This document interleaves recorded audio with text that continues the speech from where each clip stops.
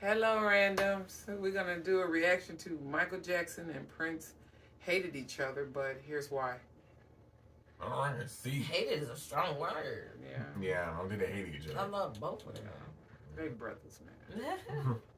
You can't have a conversation about music in the 80s without bringing up both Michael Jackson and Prince. In terms of pop, the two practically define the era and irrevocably alter the course of modern music. But he do that for him. He was sexy. That boy was sexy in that tub. He was. Prince is sexy. Why was his leg go so high? Because he had to get out. No, his leg wasn't up. He grabbed the sign and did it. Yeah, he was I remember that. getting out. No homo. Yeah, I do too. Yeah. Oh, shoot. But with such dominant forces comes a bit of friction.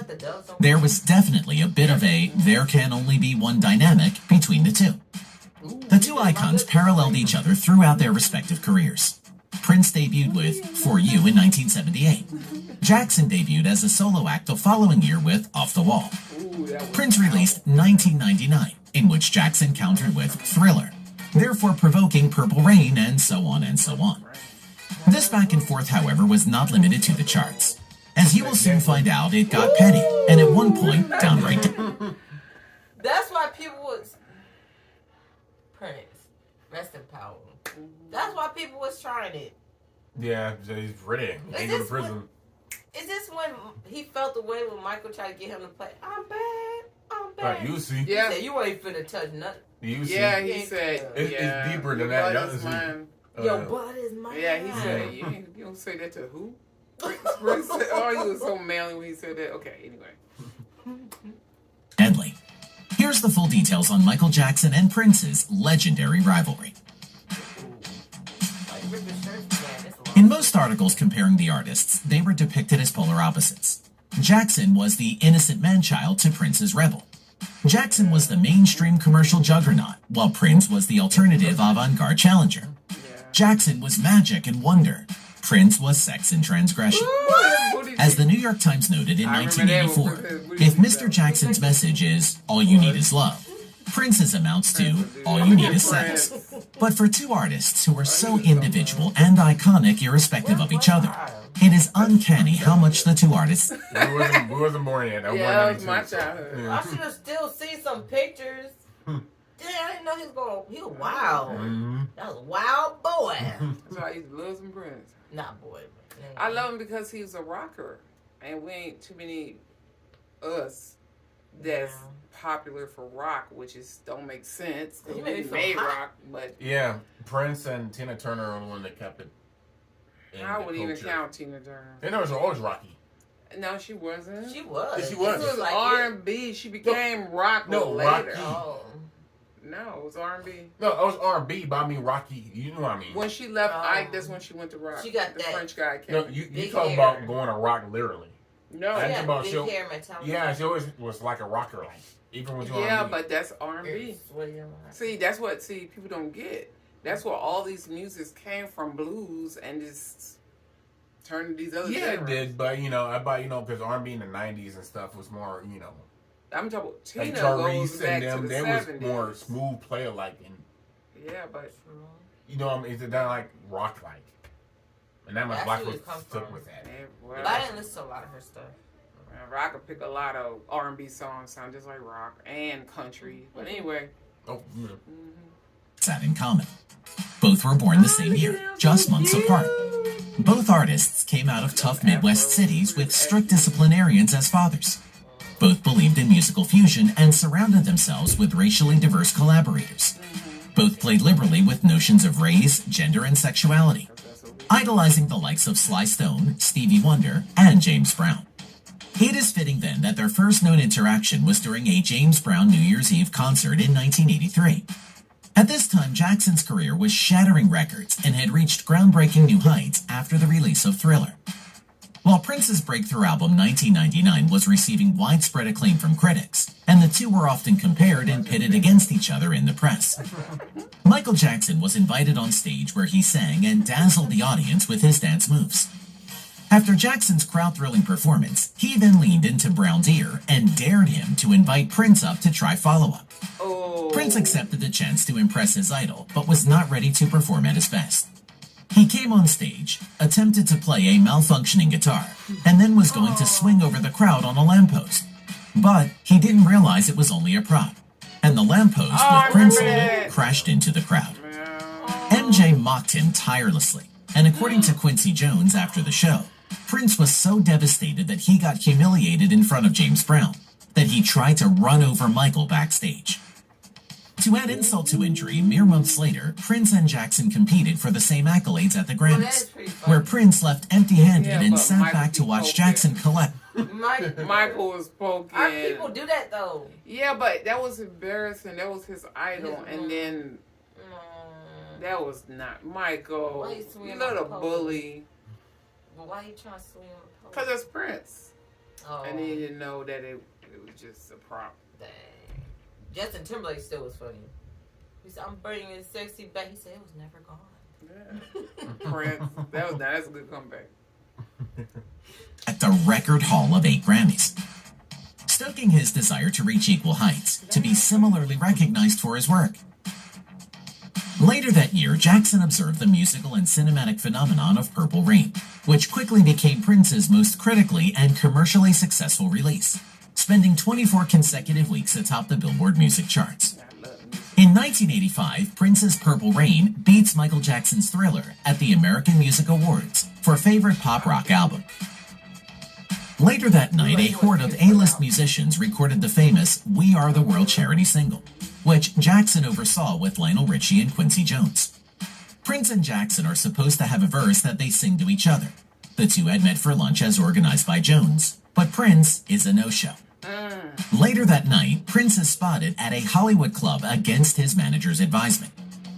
In the book Let's Go Crazy, Prince and the Making of Purple Rain, the singer's backing guitarist Wendy Malvoin says, "I wasn't allowed to say the real reason, because he thinks he's a badass and he wanted to look cool, and he felt like the song for We Are the World was horrible."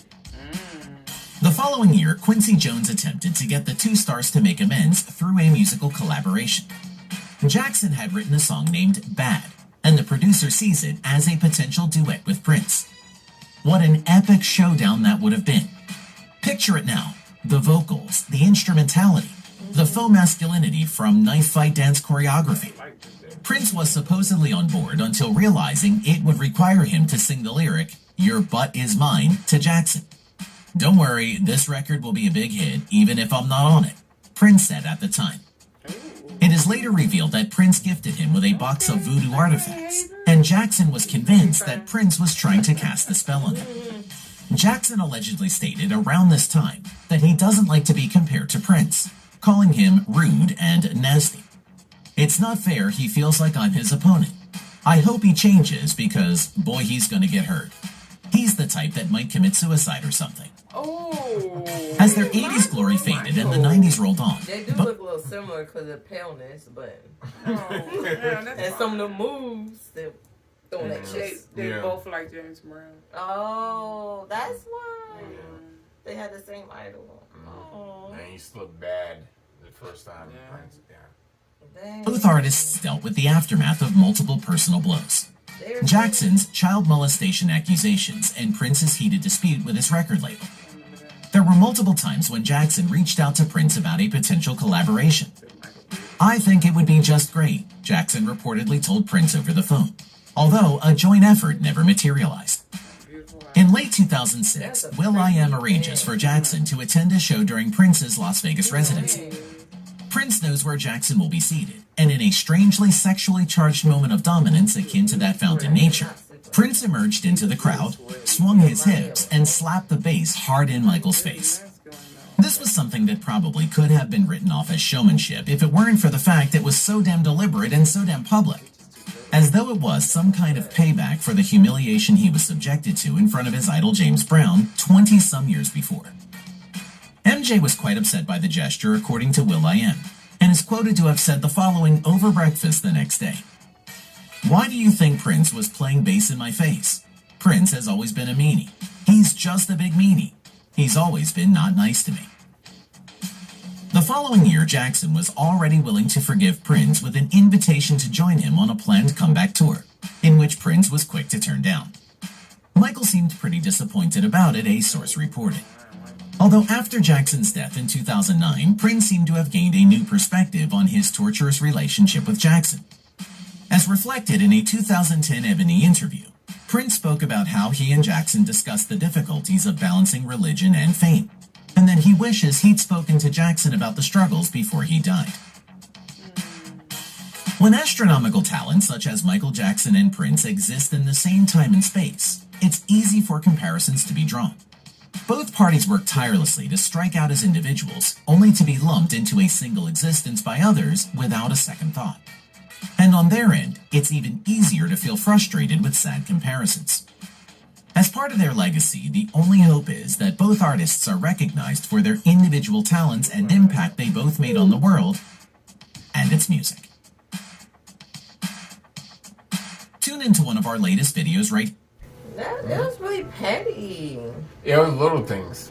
Yeah, that was They it. just added up. Yeah. That's so It petty. seemed like Prince regretted it when Michael died. He wished Yeah. that they would come together. So he was an older man. Yeah, it was easy to talk about. That's very petty. But I could see. They had a I lot in could common. see They were like Prince. brothers. True. Yeah, it was. That's why they Basically. were fighting. They were siblings. Yeah. Mhm. True. They both. Yeah. Very religious, and they like the same things, and headstrong and bossy. I could see Prince being a hold on. I don't see Michael being a Michael. butthole. He was tall. Everybody got Jenny talked about him, Michael being a butthole. He used to tease and I can bully. see Prince. He got Napoleon syndrome. Usually Oh. little men have Napoleon syndrome. Yeah. Y'all can come for my neck if you want to. But y'all know it's true. You will be on edge, on point, like, dang, I got to fit myself. No, there's a lot of women that like short men. Y'all like to show in the media that it's not true, but look at Prince. Women was chasing that man. He was beautiful. Like, so at this point, I don't know. But they usually be on point. I can see him being mean. Yeah, me too. But there was just more than just little stuff as time went on. It was very petty. Yeah, but if again, I'll be mad too. You Yeah. call me out for my idol and I go up trying to perform and I try to mess up. I'm already embarrassed. And then you poke it. True. And then Yeah. you keep poking. Yeah. That That's- was this black person move though. That's what Yeah. we do to each other. Yeah, but He that fell in front that of was sensitive. Though. It was. I wouldn't have did that. That was very petty. I would have laughed at him to show him that I left with him. Did he fall with the pole? Yeah. Yeah. He's on the stage. The whole Off the pole stage. came down Yeah. on him, and he fell. That was just bad. And then you want him dancing the song "Your Bud Is Mine." Yeah, That Prince The said- Quincy Jones set that up. Yeah, he did. Yeah, So yeah. that ain't cool. But then when they Prince kept holding a grudge. Yeah, Like but I'm trying to make amends. the like Real that. the World thing, he didn't like the song. Yeah. That's But still, they both are legends and the Yeah, I best love both of of music. them. Period. I can't So, choose. yeah. And they're human. So Yeah. it's okay. So salute to both of these gentlemen. Rest in power. Yeah. Both of them. So that's about it, guys. Hope you enjoy and see you next video.